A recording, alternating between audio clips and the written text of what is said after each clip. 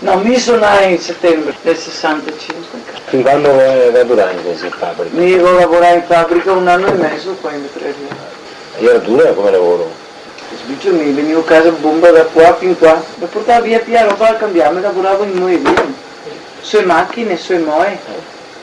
Proprio faticoso o caldo? No, era lavoro faticoso, io ero in mezzo all'acqua neanche. Ah sì? Sì. Nel mese avevo cosa era, le macchine. Avevamo 6-7 macchine neanche. Che era a Pialla, che era quella del Bianchetto, dopo che avevamo quella che tirava qua a Moa, tutto queste macchine dove che te lucidavi, sti mandorotti, sta roba. Dopo lavoravo là e avevamo i dischi dei piatti era. E dopo andai che avevamo una stanza più grande di qua, dentro anche era tutti i fuochi e era caldo. Avevamo 20 fuochi dove che curavamo a cera che andava su sti piatti. E di a catramina che era, anche che teneva duro sta roba.